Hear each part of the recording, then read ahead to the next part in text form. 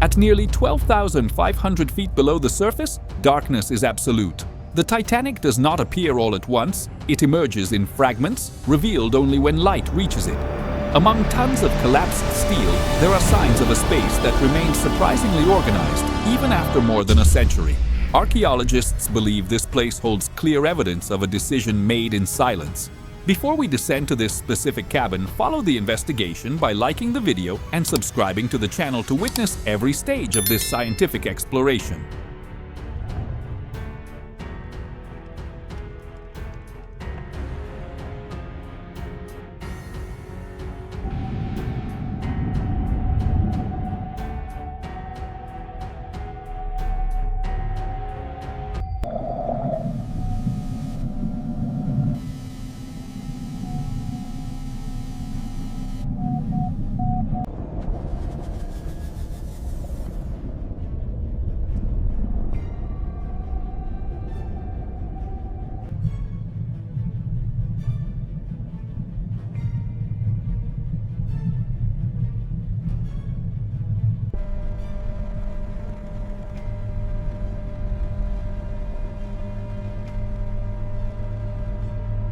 The bow of the Titanic rests nearly 4 kilometers beneath the ocean's surface, preserved by darkness and extreme cold.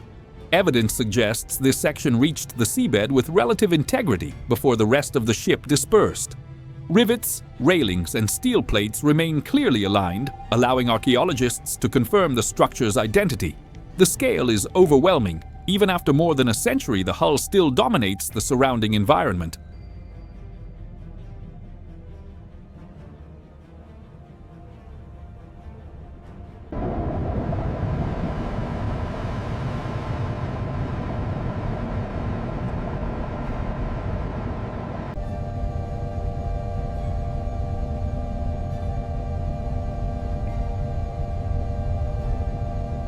Over the decades, the Titanic's steel became host to bacterial colonies that form what are known as rusticles. These structures reveal ongoing corrosion processes and help estimate the ship's rate of decay. Distorted metal records both the final impact and the immense pressure endured during the descent. Slow currents continue to shift sediment, gradually reshaping the archaeological site.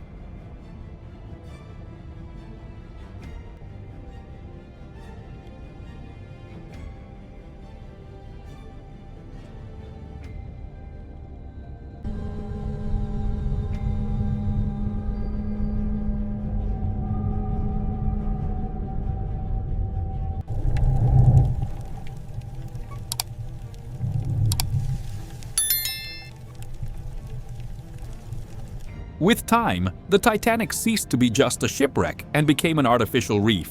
Its structure offers shelter in a part of the ocean with few physical landmarks. Deep-sea fish use the hull for protection from currents and predators. Even large species approach on occasion, integrating the ship into a silent, deep-ocean ecosystem.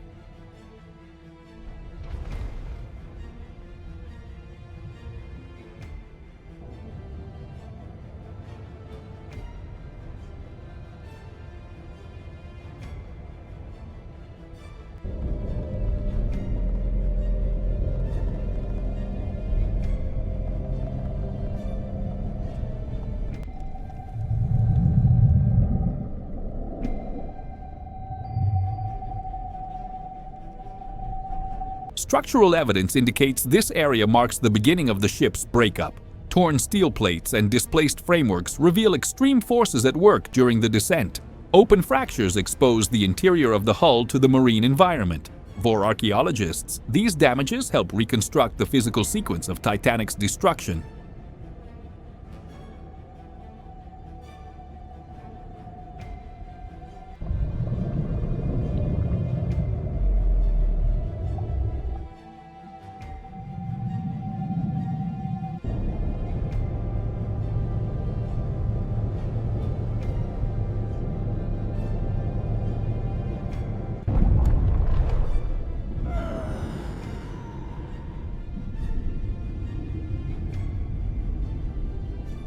As the Titanic sank toward the seabed, immense forces acted on an already weakened structure. Sections collapsed onto one another, compressing internal spaces and rupturing pipe systems. Steel cables were torn from their anchors, left hanging or thrust outward. This area marks the moment when structural integrity was irreversibly lost.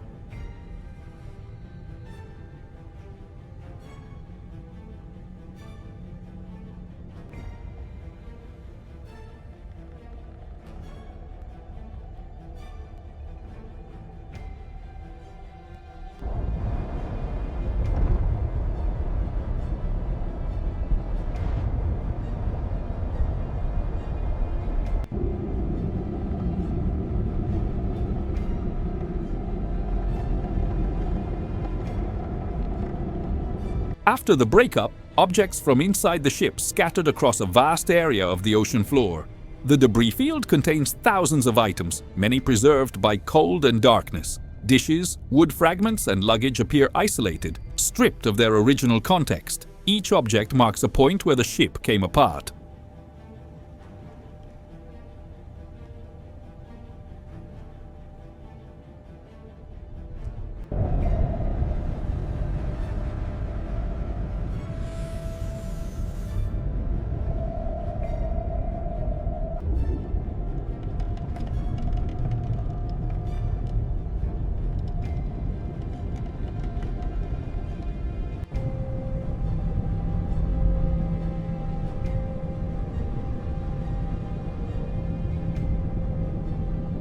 Within the debris field, personal items appear alone, detached from larger structures.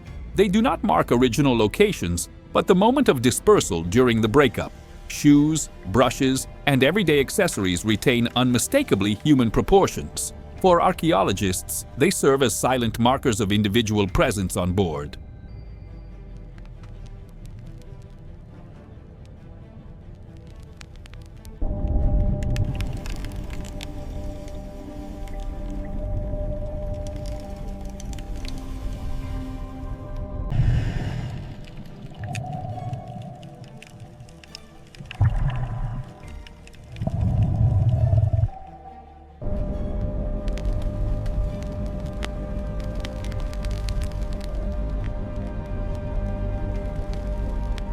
Suitcases reveal both the volume and diversity of passengers aboard the ship. Many opened during the fall, spilling their contents onto the seabed. Organic materials have nearly vanished, leaving only faint shapes and residue. Tags and metal fittings help identify travel patterns and social class.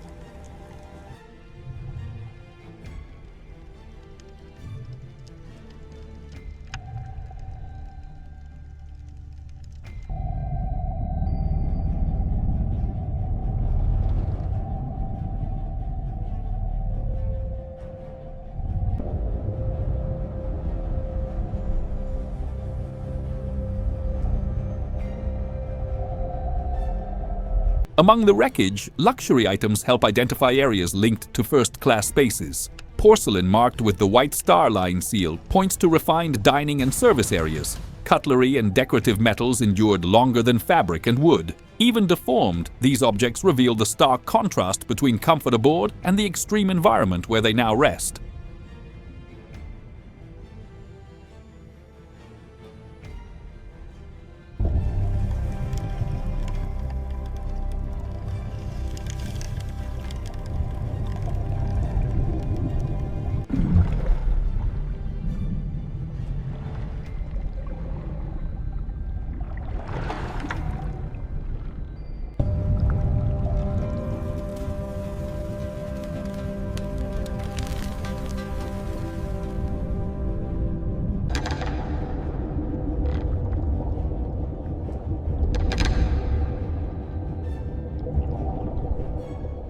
One of the most iconic artifacts in the debris field is an automobile transported as special cargo. It is a 1912 Renault Type CB, a symbol of status and modernity in first class.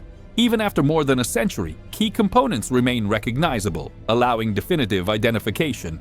If you want to follow the full investigation of these artifacts and understand how they help reconstruct Titanic's story, like the video and subscribe to continue this archaeological journey.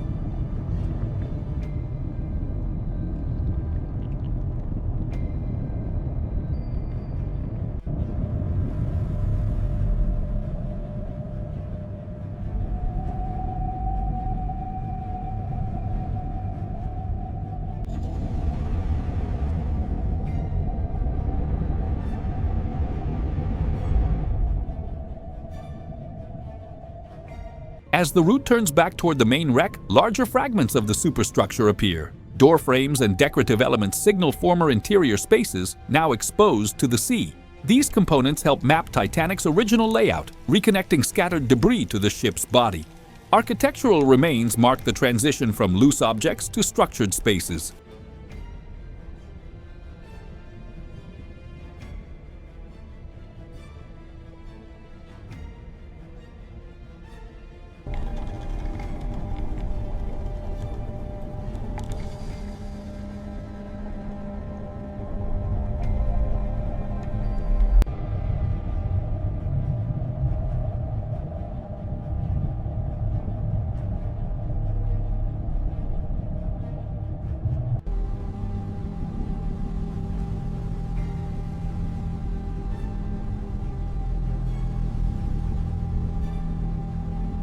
Here, former exterior walkways blend with internal access points. Collapsed entrances reveal corridors that no longer serve their original function.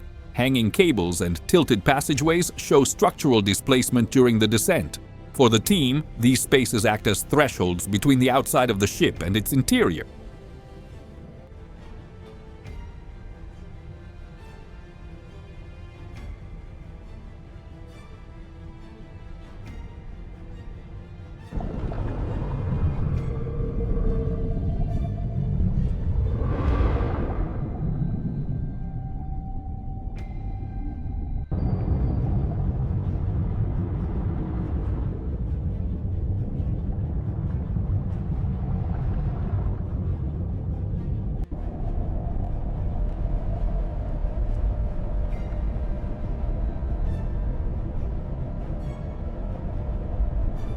Moving inward, the exploration enters spaces once sealed off from the ocean. Internal structures reveal how Titanic's decks were interconnected. Warped staircases and slanted corridors record shifts after impact with the seabed. These access points help reconstruct paths between public areas and private cabins.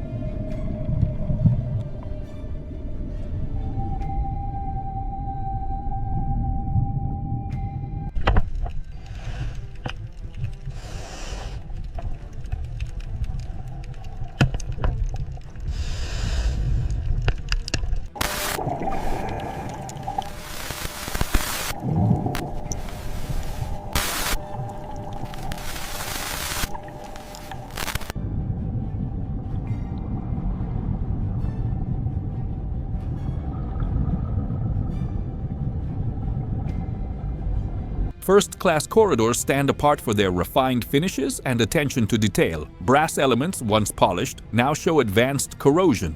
Fallen lamps and decorative mounts help identify the aesthetic standard of these spaces. Even in decay, they reveal the level of comfort reserved for Titanic's most privileged passengers.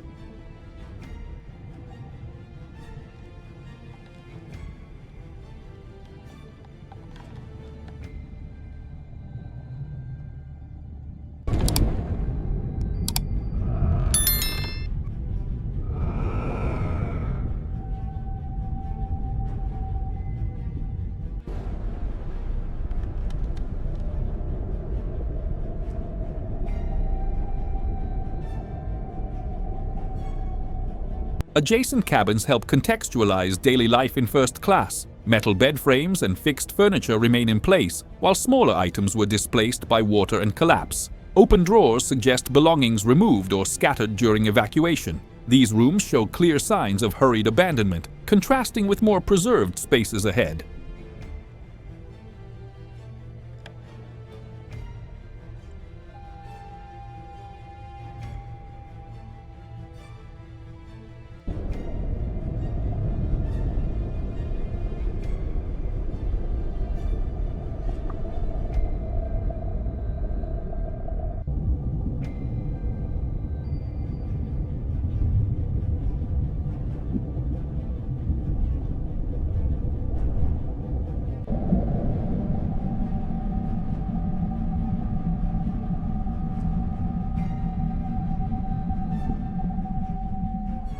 In some cabins, the arrangement of objects suggests a longer stay. There are fewer signs of panic and less disorder. Items positioned close together imply the space was not abandoned chaotically.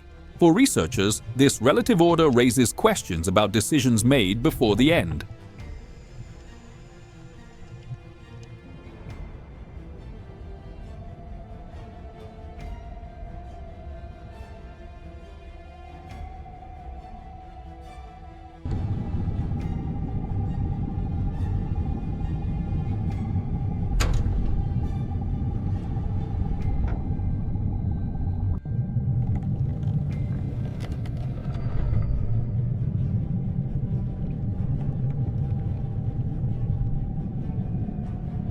This cabin displays an unusual pattern compared to neighboring spaces.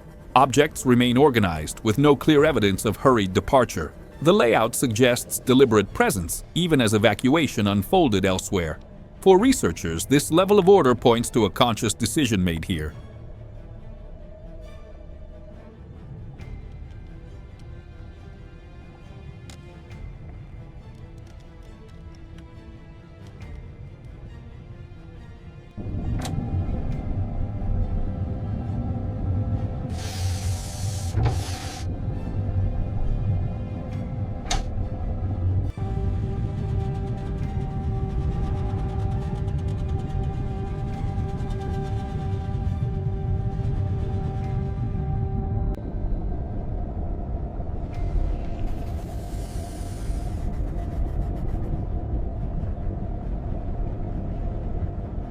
At this stage of the exploration, archaeologists interpret the space as a final place of presence. The arrangement of objects, combined with the position of human remains, supports the hypothesis that two occupants stayed together until the end.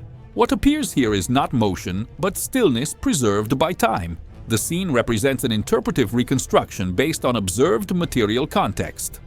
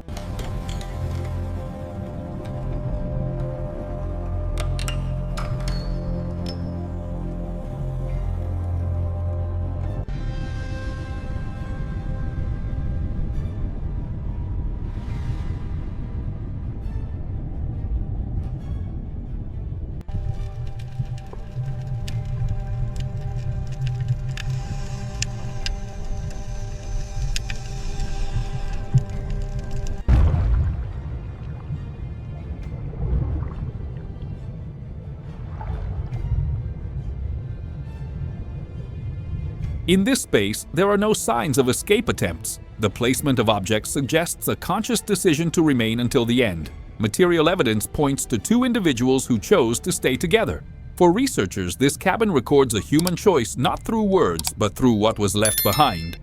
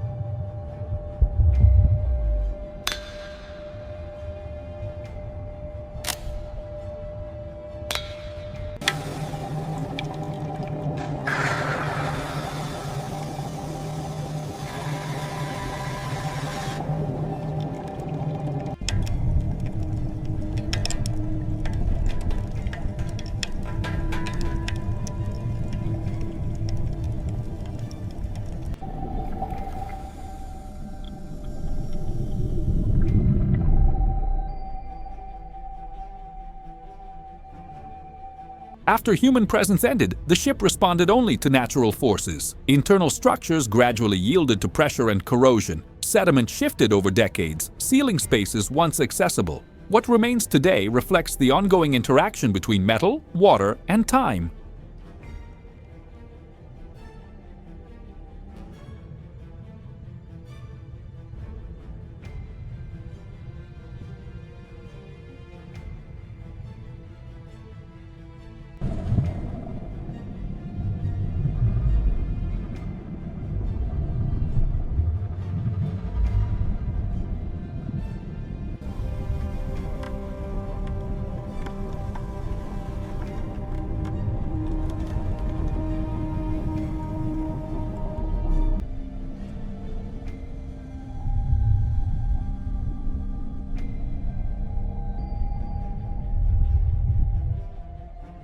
Even after sinking, Titanic continued to change. Its weakened structure experiences gradual collapses as metal loses strength. Overlapping debris and occasional sounds hint at slow, almost imperceptible movement. The ship is not frozen in time. It still responds to the deep ocean environment.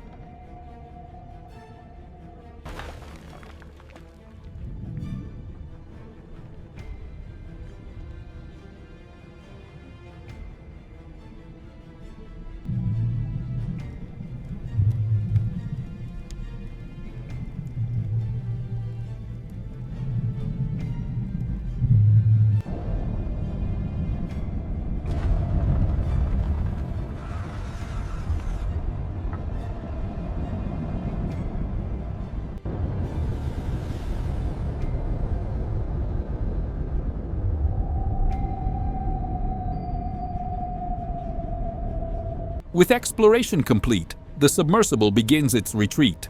The cabin and interior structures fade back into darkness. Marine life, indifferent to human history, continues to occupy the space. The Titanic remains a silent record on the Atlantic seafloor.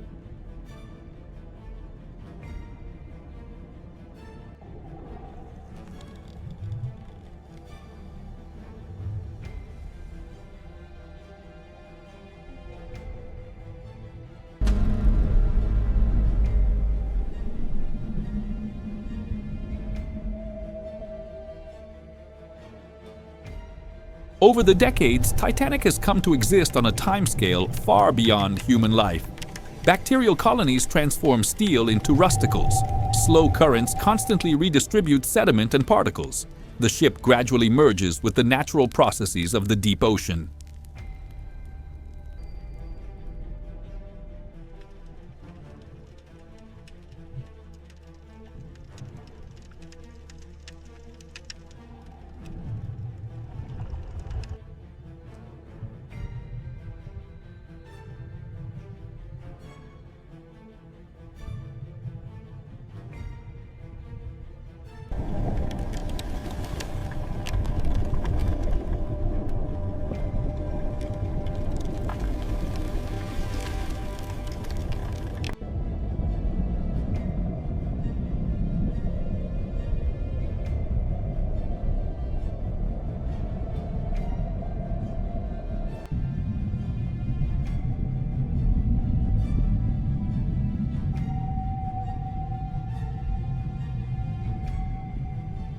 As the ship changes, what remains takes on new meaning.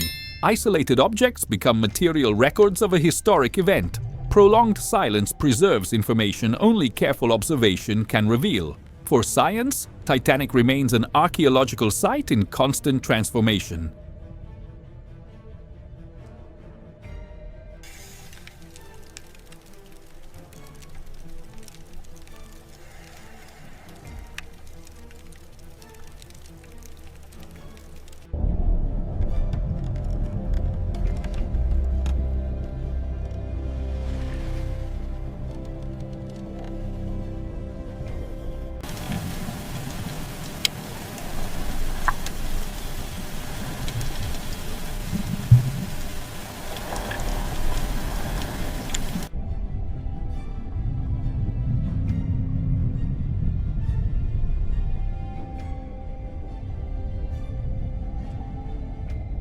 From a distance, Titanic ceases to be an explorable space and returns to being a submerged structure. Sonar reveals only volume and outline, stripped of human detail. Encroaching darkness marks the limit of direct observation. Beyond this point, the ship belongs solely to the deep ocean environment.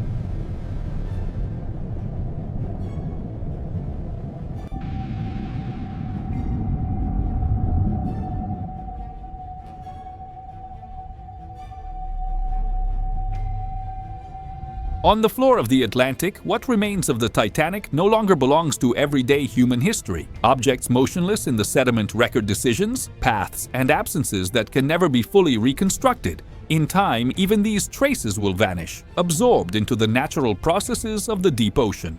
The ship is no longer a site of tragedy, but an archaeological landscape in continuous transformation. Here, memory endures only as long as matter resists.